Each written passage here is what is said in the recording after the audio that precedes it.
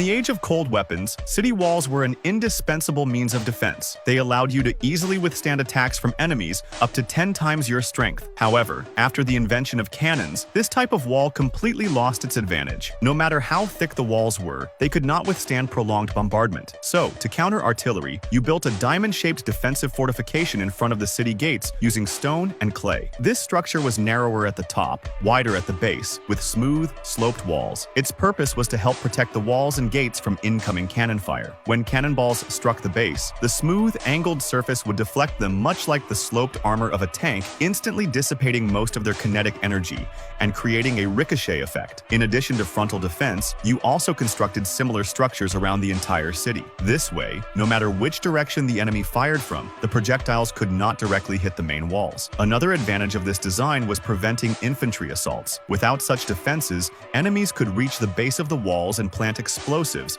quickly blowing them apart. Meanwhile, soldiers on top of the walls would struggle to get a proper line of fire due to poor angles. With these fortifications, you could station musketeers to create overlapping crossfire with almost no blind spots, turning the surrounding area into a deadly no-go zone for enemies. You could also place cannons on these structures. Protected by the sloped design, enemy artillery would struggle to hit them, while your cannons could strike targets anywhere outside the city. However, despite how powerful this setup seemed, it had one drawback. Solid iron cannonballs did not deal area damage. If they didn't hit a target directly, their effectiveness was limited. To solve this, you built a large sloped embankment around the fortress. This incline provided optimal firing angles for your cannons. When the trajectory of a cannonball aligned with the slope, it could sweep through enemies in a straight line, effectively compensating for the lack of area damage. This design greatly enhanced the fortress's defensive and offensive capabilities. With all these elements in place, you successfully created one of the most advanced fortifications of the gunpowder era, a bastion-style fortress. This type of fortification became a core product of the European military revolution in the 16th century. Its emergence not only prevented traditional walls from becoming easy targets for cannons,